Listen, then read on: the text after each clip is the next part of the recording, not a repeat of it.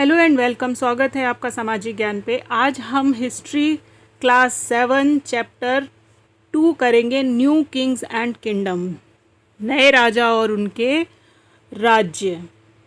Several major ruling dynasty emerged in different part of the subcontinent between the 7th and 12th centuries। 7वीं और 12वीं शताब्दी के बीच में बहुत सारे राजा और उनके राजवंश जो हैं वो भारत के अलग अलग सब कॉन्टिनेंट यानी उपमहाद्वीप में पले बड़े और पोषित हुए। Emergence of new dynasties. By the 7th century there were big landlords or warriors chief in different regions of the subcontinent। 7वीं शताब्दी में बड़े बड़े जमींदार हुए या फिर सेनापति हुए। वॉरियर चीफ का मतलब सेनापति हुए जो अलग अलग क्षेत्रों में राज्य कर रहे थे।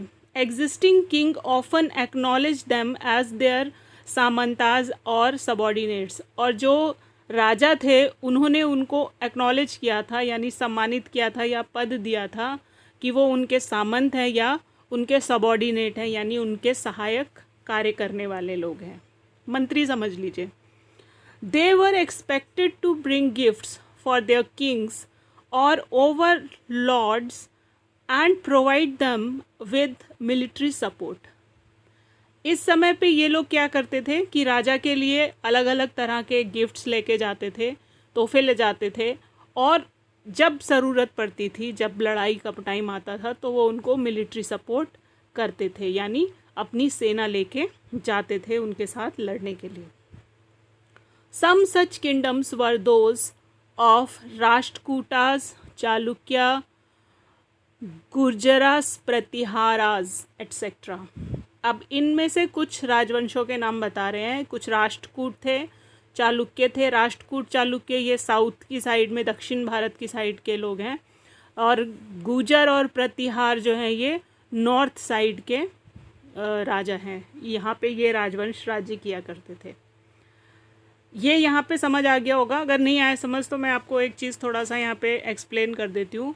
पुराने टाइम पे क्या होता था, जैसे आपने महाभारत देखी है तो महाभारत में क्या है कि जब कौरवों का और पांडवों का युद्ध हुआ तो बहुत सारे राजा थे वो जो कौरवों की तरफ से लड़े और बहुत सारे राजा थे जो पांडवों की तरफ से लड़े, जिनकी जिसके साथ में संधि थी, एग्रीमेंट था कि जब अगर आप पे मुसीबत आएगी तो हम आपके बिहाफ पे लड़ेंगे।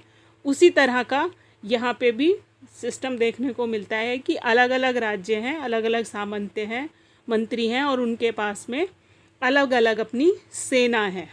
और जब कोई बड़ा राजा जिनकी उनके साथ में संधि है या जिसे वो अपना राजा मानते हैं, तो जब उसकी लड़ाई होगी तो वो अपनी सेनाओं से भी और पैसों से, धन दौलत, हर तरह से उसका सपोर्ट करते हैं ताकि उनका राजा जो है वो अपनी गद्दी पे बना रहे। Administration in the kingdoms. The Kings at apex adopted big titles like Maharaja Adhiraj. The kings shared power with their samantas and with association of peasants, traders and brahmanas. Resources were obtained from the producers who were persuaded to surrender part of what they proceeded. These resources were used to finance the king's establishment and construct temple and forts. Functionaries for collecting revenues were recruited from influential families. देखिए, apex का मतलब होता है सबसे ऊंचा, श्रेष्ठ। Apex court यानी श्रेष्ठ कोर्ट, सुप्रीम कोर्ट को हम कहते हैं ना, एपेक्स कोर्ट, सुप्रीम कोर्ट। तो एपेक्स अडॉप्ट किया था जो उन्होंने, मतलब एक अच्छा सा टाइटल वो किया ताकि भारी भरकम लगे कि राजा धीराज, आप बोलते हैं ना जब वो घोषणा करते हैं महाराजा धीराज इतने गांव के मालिक पधार रहे हैं करके, तो वो जो स्टार्टिंग में जो लगाते हैं ये क्या है, ये उनकी उपाधियां हैं। किंग की पावर जो है वो उसके सामंतों में थी। एसोसिएशंस, जो किसानों की एसोसिएशन है, आपको क्या लगता है कि आजकल ही किसान संगठन होते हैं? उस समय पे पंचायतें जो थी वो बहुत ज़्यादा पावरफुल थी। तब जमींदार, साहूकार या जो भी एक वहाँ का एक जो प्रतिष्ठित व्यक्ति होता था, प्रतिष्ठित व्यक्ति को मतलब धर्माधिकारी टाइप मान लीजिए उसको, कि उसको वो वही कहते थे धर्माधिकारी, दंडाधिकारी, कि अगर किन्हीं दो लोगों में या दो पक्षों में झगड़ा हो जाए तो वो लोग उनके पास जाते थे और वो जो भी डिसीजन लेता था लोग उसको मानते थे। तो ये लोग जो थे ये कौन थे? सामंत होते थे, जो किसानों के नेता होते थे, या फिर व्यापारी या ब्राह्मण होते थे। Resources were obtained by the producers were, अब ये क्या है कि जो भी रिसोर्सेज हैं वो उत्पादन करने वाले प्रोड्यूसर्स यानी किसानों के पास में थे, और उसका जो भी वो अपनी उपज उगाते थे उसमें से कुछ हिस्सा वो राजा को दान कर दिया करते थे, और बदले में राजा उसको क्या करेगा? सेफ्टी देगा, सिक्योर करेगा। These resources were used to finance the king establishment and construct temple and fort। किले और मंदिर बनाने में ये जो अनाज दिया है, ये जो लगान के रूप में पैसा दिया है व्यापारियों ने और लोगों ने, वो सारा वो क्या इस्तेमाल करता था? राजा अपना महल बनाने में, महल यानी किला बनाने में, और महल में सिर्फ वो अकेला नहीं रहता था। किला जो होता था वो प्रॉपर एक छोटा शहर समझ लीजिए, कि जब बाहर से लोग आक्रमण करते थे तो किले के अंदर बहुत सारे लोगों को वो लोग रख लेते थे, और सिर्फ रखते नहीं थे, उनके खाने पीने का और हथियारों का सारा इंतज़ाम उसमें होता था। इसलिए जो बड़े बड़े किले होते थे उनको भेद पाना बाहर के लोगों के लिए पॉसिबल नहीं था, जब तक कि अंदर के गद्दारों ने उनको सपोर्ट नहीं किया। जो टेम्पल हैं और जो किले हैं उनको इसलिए राजा बनवाते थे। देखिए यहाँ पे ना एक चीज़ आप बहुत अच्छे से समझिए इस चीज़ को, और इसको अपने दिमाग में बिठा लीजिए। पुराने समय पे जो भारत के राजा थे वो लोग मंदिर बनवाते थे। मंदिरों में ऐसा आर्किटेक्चर होता था कि वो युगों युगों तक उसी तरह स्थापित रहते थे। दूसरा, मंदिरों के पास बहुत प्रॉपर्टी होती थी। राजा अपनी संपत्ति का एक बड़ा हिस्सा मंदिरों को दान देते थे। मंदिरों में जिन मंदिरों को बनवाया है जिस भी राजा ने या उसके जिस भी वारिस ने, उनके नाम से संस्कृत में प्रशस्ति लिखी जाती थी। प्रशस्ति लिखने का मतलब होता है उसकी यश गाथा लिखने की। ये मंदिर फला राज्य के फला राजा ने और उनके पुत्र ने इस सदी में बनाया। ये अभिलेख आज भी देखने को मिलते हैं, अशोका के भी मिलते हैं, वो उनकी उस समय चलने वाली लैंग्वेज में हैं, और बहुत सारे हैं। रुद्र दमन के हैं, वो संस्कृत में है। गुजरात में मिला है एक लेख, वो संस्कृत में है। अब यहाँ एक चीज़ मैं आपको बताऊं कि इससे पहले वाले चैप्टर में आपने पढ़ा था कि जो आपका बलबन है, बलबन कौन है? बलबन है जो स्लेव डायनेस्टी शुरू हुई भारत में, जब गजनी आया था इंडिया में, महमूद गजनी गौरी, और उस समय वो यहाँ से पृथ्वीराज को पकड़ कर ले गया और अपने पीछे अपने चमचे चपाटे छोड़ गया। उन्हीं में से एक था बलबन जो रजिया सुल्तान के बाद आया। तो उसकी एनसीईआरटी में फर्स्ट चैप्टर में ये लिखा हुआ है कि उसकी प्रशस्ति जो है, संस्कृत प्रशस्ति मिली है बलबन की। इतनी झूठी है एनसीईआरटी कि कुछ कह नहीं सकती मैं। बलबन ब्राह्मणों से बहुत ज़्यादा चिढ़ता था, वो उनको कुफ्र की पैदाइश बताता था, और जहाँ भी उसको पता लगता था कि ये फैमिली जा रही है या ये लोग हैं, ये ब्राह्मण है, तो उनको वहीं काट के फेंक देता था।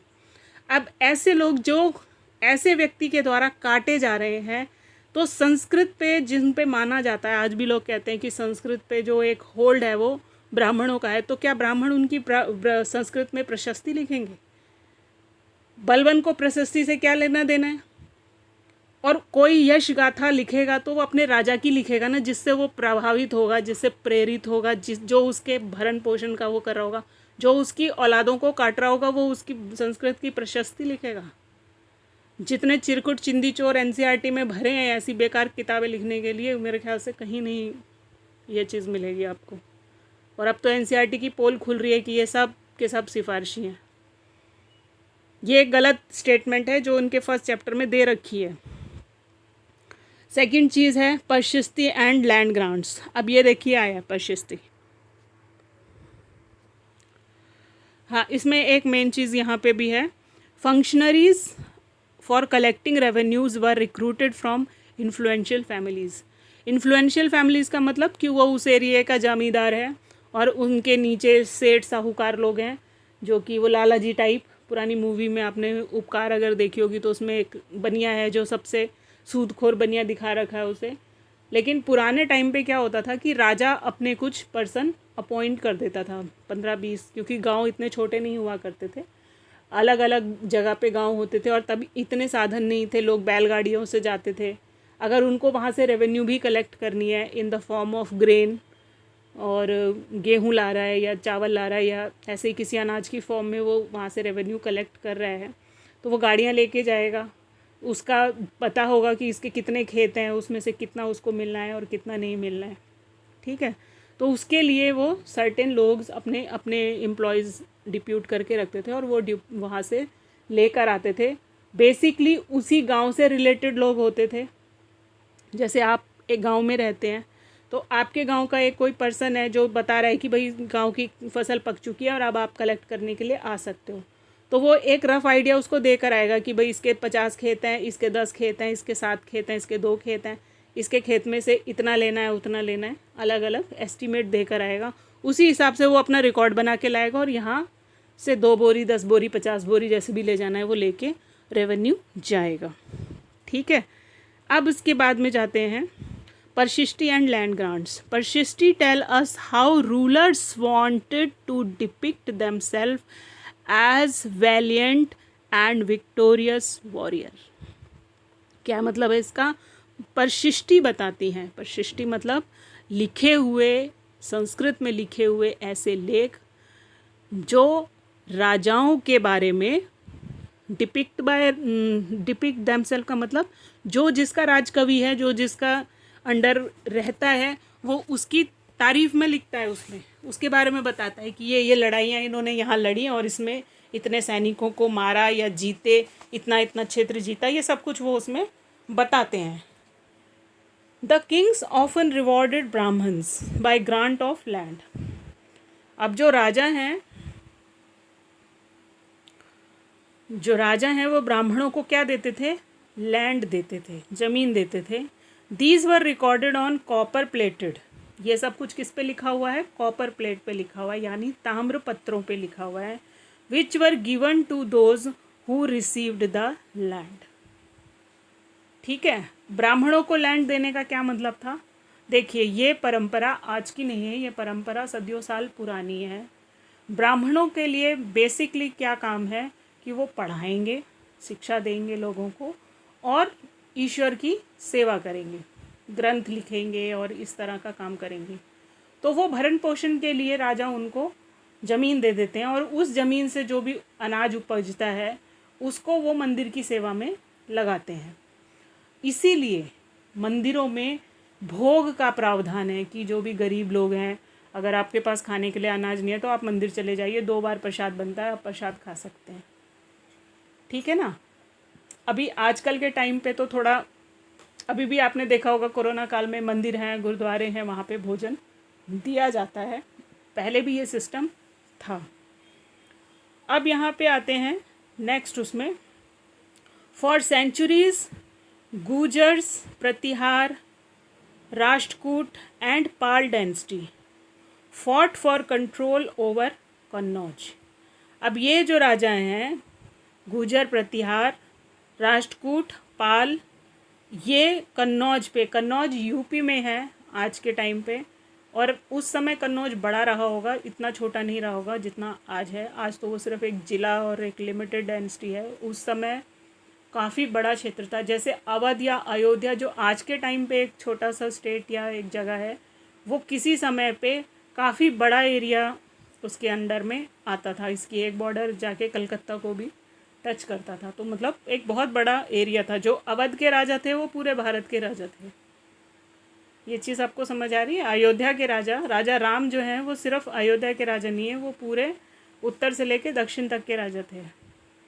चाहे उन्होंने उनको जीता है और चाहे वो उनके दोस्तों के एरिया हैं।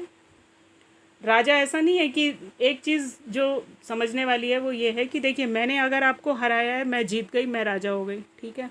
लेकिन अगर मैंने आपको नहीं हराया है और आप मेरे दोस्त हैं, आपने मेरे साथ में एक एग्रीमेंट साइन कर लिया, तो उस केस में मेरी पावर आपसे ज़्यादा है। अगर आप उड़ने की कोशिश करोगे तो मैं आपको गिरा दूंगी, लेकिन अगर बराबर मिल के चलते हैं तो मेरा राज्य मैं आपके अधीन करता हूँ। कभी आपको दिक्कत होगी तो आप मेरी मदद करने आना, और मतलब मैं आपकी मदद करने आऊँगा, और मेरे को प्रॉब्लम होगी तो आप मेरी मदद करने आना। जैसे दशरथ जी कैकई राज्य में कैकई की उनकी मदद करने के लिए गए थे, मतलब एक तरह का एग्रीमेंट है। तो वो सारे राज्य भी उन्हीं के अंडर आ गए। लड़ाई नहीं लड़ रहे हैं यानी दुश्मन नहीं है, दुश्मन नहीं है यानी वो राज्य भी उन्हीं की ही सत्ता मानते हैं। A long drawn conflict is known as tripartite struggle, as 3 parties were involved in it. Tripartite struggle जो है उसमें 3 पार्टीज इन्वॉल्व होती हैं झगड़े में। Sultan Mohammad of Ghazni raided the subcontinent almost every year and looted temples like Somnath, Gujarat, Mahmud, and trusted a scholar named Al-Baruni to write on an account of the subcontinent. अब महमूद गजनी का जो महमूद था, सुल्तान अपने आप को बोलता था, एक लुटेरा जो बार बार हर साल ही लगभग भारत में आता था और यहाँ के मंदिरों को लूटता था, और लूटने के बाद में तोड़फोड़ करना, लूटना, खजाना लूट के वापस अपना चले जाता था। Other kings engaged in warfare were Chauhans who ruled over the region around Delhi and Ajmer. Delhi से अजमेर तक इनकी सत्ता थी। ये चौहान या चहरमान इनको कहा जाता है। ये चहरमान के उससे भी आपको हिस्ट्री में पढ़ने को मिल जाएंगे। और पृथ्वीराज चौहान इन्हीं के ही वो थे एंसेस्टर्स, मतलब इन्हीं के राज्य वंश के थे। Chauhans were engaged in conflict with Chalukyas of Gujarat and Gaharwals of western UP. Prithviraj third was a popular Chauhan ruler who defeated Afghan ruler Gauri in 1191 but lost to him in 1192। 91 में उसको हरा दिया था, फिर छोड़ दिया, और जब 92 में वो खुद हार गया गद्दारी की वजह से, तो उसको यहाँ से पकड़ कर ले गए और उसको वहाँ मारा। उनकी औरतों को यहाँ जलील किया, बहुत बुरी तरह से मारा, और उसके बाद में उनको भी, पृथ्वीराज चौहान को भी बहुत दर्दनाक, मतलब यहाँ आई बटन पे मैं आपको एक स्टोरी दे रही हूँ जो इन्हीं की है, और पूरी स्टोरी आप यहाँ पे देखिए तो आपको पता लगेगा कि पृथ्वीराज चौहान कितने महान थे। ये इन्हीं की स्टोरी है, पूरी देखिएगा। The Cholas were from the small families of उरायूर।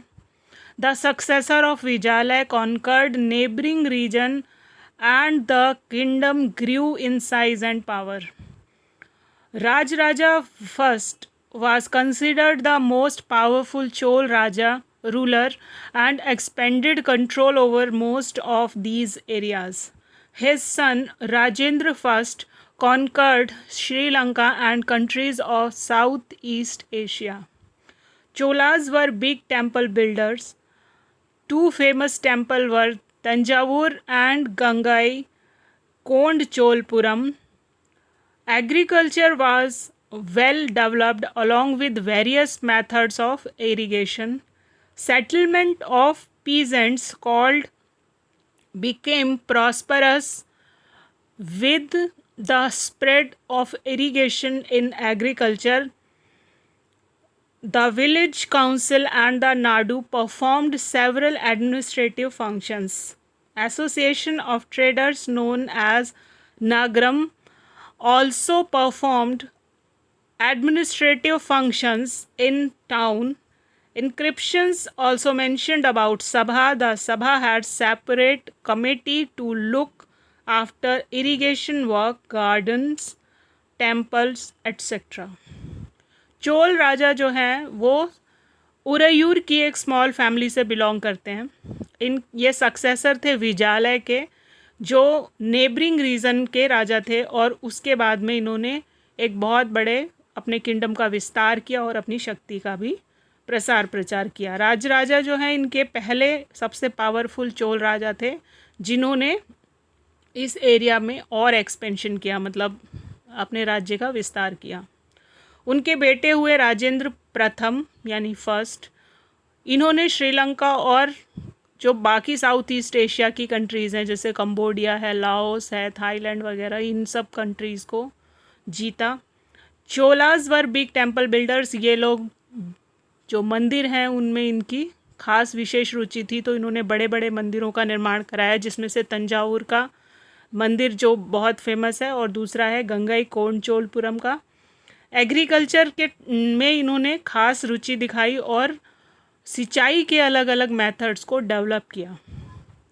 Settlement of peasant जिन और जो किसान हैं उनके वेलफेयर के लिए काम किया, उनकी प्रॉस्पेरिटी के लिए काम किया और अलग अलग तरह से, क्योंकि साउथ में क्या है कि नदियाँ कम हैं, नदियाँ ना के बराबर हैं, है ही नहीं, तो वहाँ पे इरिगेशन के लिए नहरें बनवाई और जिसकी वजह से जब वहाँ पानी की सुविधा हुई तो वहाँ फसल भी अच्छी होने लगी। विलेज काउंसिल जिनको नाडू भी कहते हैं, नाडू का मतलब होता है गांव, और विलेज काउंसिल आप पंचायत समझ लीजिए, जो वहाँ की सभा है, वो सारा वहाँ का फंक्शन देखती थी कि किस तरह से शासन चल रहा है। एडमिनिस्ट्रेशन देखने का मतलब क्या होता है, देखिए एडमिनिस्ट्रेशन दो तरह का होता है। एक एडमिनिस्ट्रेशन होता है जो फंड जनरेट करता है, आप किसी भी जगह पे रहते हो तो आपको एक घर चलाने के लिए भी पैसा चाहिए होता है। दूसरा क्या है कि उस एरिया को देखना कि इस एरिया में कहाँ कहाँ क्या कमी है, उस कमी को ठीक करना। शासन और प्रशासन का यही काम होता है कि एक तो आपको सुविधाएं देगा, बदले में आप पे टैक्स लगाएगा और उस टैक्स को फिर आपके वेलफेयर के लिए खर्च करेगा। यही एडमिनिस्ट्रेशन का काम है, ठीक है। तो वहाँ की जितनी भी गांव के लोग हैं वो यही देख रहे हैं कि सब लोगों की सारी ज़रूरतों को कैसे पूरा किया जाए। Association of trader known as Nagaram also perform administrative functions in town, जो व्यापारियों का संघ था वो भी राज्य की व्यवस्था में, एडमिनिस्ट्रेशन में पार्टिसिपेट करता था।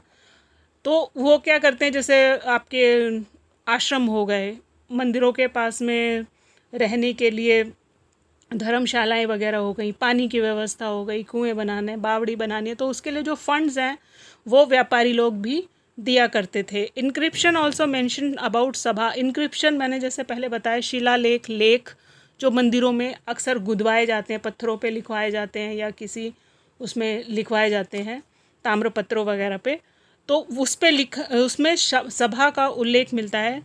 The sabha had separate committee to look after irrigation work, garden, temple etcetera. सभा क्या है, एक ऐसी सभा यानी संगठन है, ऑर्गेनाइजेशन है जो पानी का काम देखेगी कि पानी सिंचाई की व्यवस्था सही है या नहीं है, गार्डन की व्यवस्था देखेगी कि भाई पेड़ पौधे वगैरह सब ठीक है या नहीं है, उनमें किस चीज़ की कमी है, उस चीज़ को वो पूरा करेंगे। टेम्पल वगैरह देखेंगे कि भाई टेम्पल में पानी की व्यवस्था है, मूर्तियां हैं, रख रखाव सबका ठीक हो रहा है, प्रसाद टाइम पे बन रहा है, खाने पीने की कोई कमी तो नहीं है।